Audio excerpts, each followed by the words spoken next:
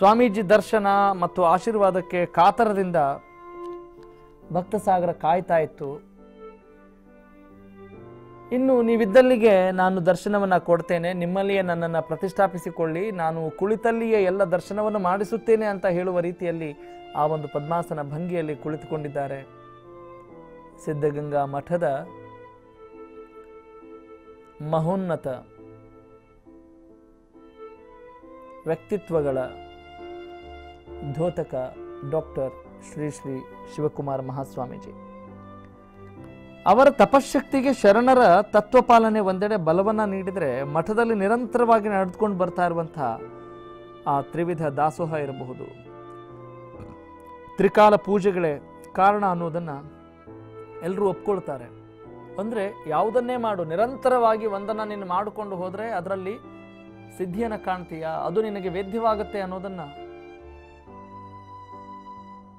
ತೋರಿಸಿಕೊಟ್ಟಂಥ ಕೀರ್ತಿ ಈ ಮಹಾತ್ಮನಿಗೆ, ಈ ದೇವರಿಗೆ ಸಲ್ಲುತ್ತೆ ವೀಕ್ಷಕರೇ. ಈಗ ನಾವು ನೋಡ್ತಾ ಇರುವಂಥ ಎಲ್ಲ ಕ್ಷಣಗಳು ಭಕ್ತಿಮಯ.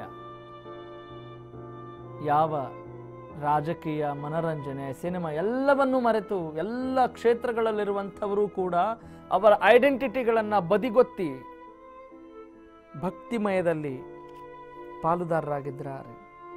ಬೇಡುವ ಕೊಡುವ ಶಕ್ತಿ ದೇವನದು, ಆದರೆ ಅದಕ್ಕೊಮ್ಮೆ ಕರ್ತೃವನ್ನು ಸೃಷ್ಟಿಸಿ ಗುರುವಿನ ರೂಪದಲ್ಲಿ ನೀಡುವ ಜವಾಬ್ದಾರಿಯನ್ನ ಬಹುಶಃ ಸ್ವಾಮೀಜಿ ತುಂಬ ನಿರ್ವಂಚನೆಯಿಂದ ಮಾಡಿದ್ದಾರೆ ಅನ್ನೋದರಲ್ಲಿ ಯಾವ ಆಶ್ಚರ್ಯ ಇಲ್ಲ, ಅತಿಶಯೋಕ್ತಿ ಇಲ್ಲ. ಶ್ರದ್ಧೆ, ಭಕ್ತಿ, ಪರಂಪರೆಯ ಸಂಕೇತದಂತೆ ಗುರುವಿನ ಆಶೀರ್ವಾದ ಇರಬಹುದು, ಅವರ ಜ್ಞಾನ ಎಲ್ಲವೂ ಕೂಡ ಅನುಕರಣೀಯ. ಶಿವಕುಮಾರ ಸ್ವಾಮೀಜಿ ಅವರದು ಮಠ ಪರಂಪರೆಯ ಸಾಕಾರ ರೂಪ ಆಗಿದ್ರೆ, ಅಷ್ಟು ಬೆಳಗಿನ ಜಾವ, ಅದು ಚಳಿ ಇರಲಿ, ಬೇಸಿಗೆ ಇರಲಿ, ಮಳೆಗಾಲ ಇರಲಿ, ಬ್ರಾಹ್ಮಿ ಮುಹೂರ್ತದಲ್ಲಿ ಪೂಜಾ ವಿಧಿವಿಧಾನಗಳನ್ನು ಆರಂಭಿಸ್ತಾ ಇದ್ರು ಅಂತ ಹೇಳಿದ್ರೆ, ನಿಜಕ್ಕೂ ಎಂತಹ ಶಕ್ತಿಯನ್ನ ಈ ದೇಹ ಪಡೆದುಕೊಂಡಿತ್ತು ಅಂತ ಹುಬ್ಬೇರುವಂತೆ ಮಾಡ್ತಾ ಇದೆ ವೀಕ್ಷಕರೇ. ಶ್ರೀಗಳ ದಿನಚರಿ, ಜ್ಞಾನದ ಅರಿವಿನ ಆಳದಷ್ಟೇ ಪೂಜೆಯೂ ಕೂಡ ತುಂಬ ವಿಶಿಷ್ಟವಾಗಿತ್ತು. ಈಗಾಗಲೇ ಹೇಳಿದ ಹಾಗೆ ಜ್ಞಾನ ಯಾವ ಕಡೆಯಿಂದ ಬಂದರೂ ಕೂಡ ಅದನ್ನು ನಾವು ತೆಗೆದುಕೊಳ್ಳೋಣ. ಹೀಗಾಗಿ ಹರಿದ ಬಟ್ಟೆ ಇದ್ರೂ ಪರವಾಗಿಲ್ಲ, ನಿಮ್ಮ ಕೈಯಲ್ಲಿ ಪುಸ್ತಕಗಳಿರಲಿ ಅಂತ ಅವರು ಸದಾ ಹೇಳ್ತಾ ಇದ್ರು. ಎಲ್ಲ ಆಂಗ್ಲ ಕವಿಗಳ ಸಾಹಿತ್ಯ ಇರಬಹುದು, ಸಾಧು ಸಂತರ ವಚನಗಳಿರಬಹುದು, ಹಿತೋಕ್ತಿ ಇರಬಹುದು, ಎಲ್ಲವನ್ನು ಕೂಡ ನಿಷ್ಠೆಯಿಂದ, ಶ್ರದ್ಧೆಯಿಂದ, ಭಕ್ತಿಯಿಂದ, ಪ್ರೀತಿಯಿಂದ ಪಾಲನೆ ಮಾಡ್ಕೊಂಡು ಬಂದಿರುವಂತಹ ಆ ವ್ಯಕ್ತಿತ್ವದ ದ್ಯೋತಕ ಈ ಶರೀರಕ್ಕೆ ಈಗ ಗೌರವ ಪೂರ್ವಕವಾಗಿ ಪೂಜೆ ಪುನಸ್ಕಾರಗಳನ್ನು ಮಾಡ್ತಾ ಇದ್ದಾರೆ ವೀಕ್ಷಕರೇ.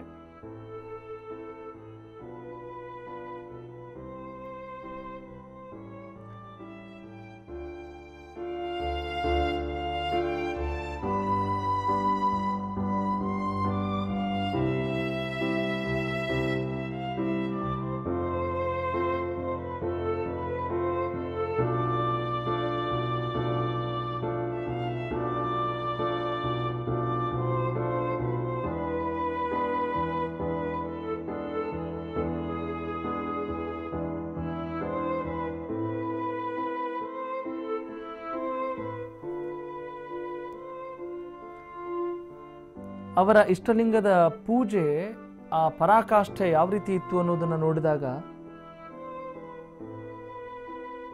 ಅಂದರೆ ಆರೋಗ್ಯ ಕ್ಷೀಣಿಸಿದ ನಂತರ ಕೊನೆಯ ದಿನಗಳಲ್ಲಿ ಶ್ರೀಗಳ ಆರೋಗ್ಯದ ಕಾರಣಕ್ಕಾಗಿ 4 ಬಾರಿ ಸ್ನಾನ ಪೂಜಾದಿಗಳು ನಡೀತಾ ಇದ್ವು. ಸ್ವಾಮೀಜಿಯವರು ಅನುಸರಿಸ್ತಾ ಇದ್ದಂಥದ್ದು ವೈದಿಕ ತಾಂತ್ರಿಕ ಪೂಜಾ ವಿಧಾನ ಅಂತ ಹೇಳಲಾಗುತ್ತೆ. ಅಲ್ಲಿ ವೇದ ಮಂತ್ರಗಳ ಜೊತೆಗೆ ವಚನಗಳ ಪಠಣವೂ ಕೂಡ ನಡೀತಾ ಇತ್ತು. ಅವರ ಇಷ್ಟದ ರೀತಿಯಲ್ಲಿಯೇ ಅವರನ್ನು ಕಳಿಸಿಕೊಡುವಂಥ ಒಂದು ಪ್ರಯತ್ನವನ್ನು ಕೂಡ ಇಲ್ಲಿ ಮಾಡಲಾಗ್ತಾ ಇದೆ. ಅದನ್ನು ಕೂಡ ನಾವು ಗಮನಿಸ್ತಾ ಇದ್ದೇವೆ. ಬಸವಣ್ಣನವರ ವಚನದಲ್ಲಿರುವಂಥ ಅಷ್ಟ ಷೋಡಶೋಪಚಾರಗಳು ಲಿಂಗಕ್ಕೆ ಅರ್ಪಿತವಾಗ್ತಾ ಇದ್ವು.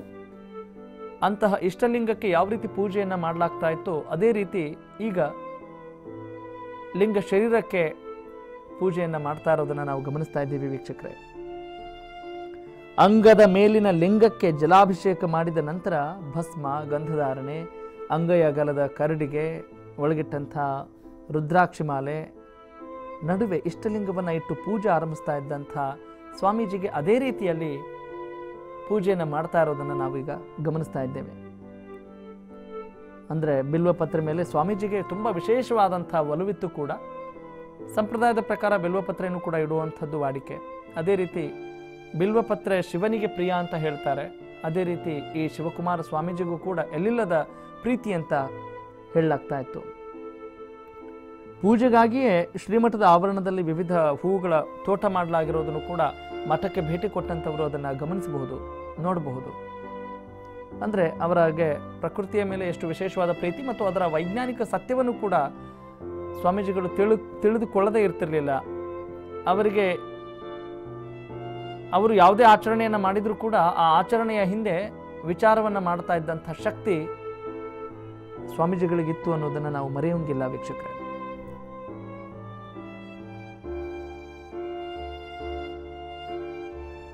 ತ್ರಿವಿಧ ದಾಸೋಹದಲ್ಲಿಯೇ ಶಿವನ ಸಾಕ್ಷಾತ್ಕಾರವನ್ನು ಕಂಡಂಥ ಶಿವಕುಮಾರ ಸ್ವಾಮೀಜಿ ಶಿವನೆಡೆಗೆ ನಾನು ತೆರಳುತ್ತಾ ಇದ್ದೇನೆ ಅಂತ ಹೇಳೋದು,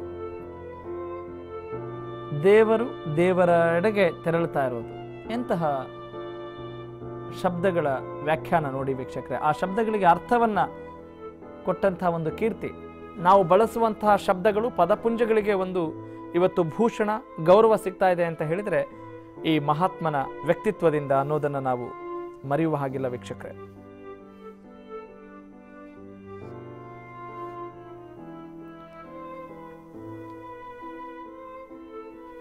ಯುನಿಕ್ ಅಂಡ್ ರೆಸ್ಪೆಕ್ಟಬಲ್ ಪರ್ಸನಾಲಿಟಿ,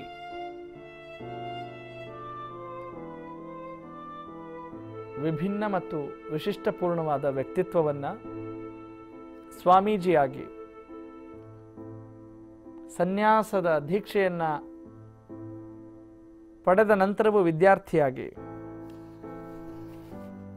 ಒಬ್ಬ ವಿದ್ಯಾರ್ಥಿಯಾಗಿ ಅವರು ಕಾಲೇಜಿಗೆ ಸೇರ್ತಾರೆ, ಆದರೆ ಸನ್ಯಾಸಿಯಾಗಿ ಹೊರಗೆ ಬರ್ತಾರೆ. ಅದೇ ರೀತಿ ಮನುಷ್ಯರಾಗಿ ಆಗಮಿಸಿ ದೇವರಾಗಿ ಈ ಇಹಲೋಕವನ್ನು ತ್ಯಜಿಸ್ತಾ ಇದ್ದಾರೆ. ನಡೆದಾಡುವ ದೇವರು ಕುಳಿತಿದ್ದಾರೆ, ಮಾತನಾಡುವ ದೇವರು ಮೌನವಾಗಿದ್ದಾರೆ.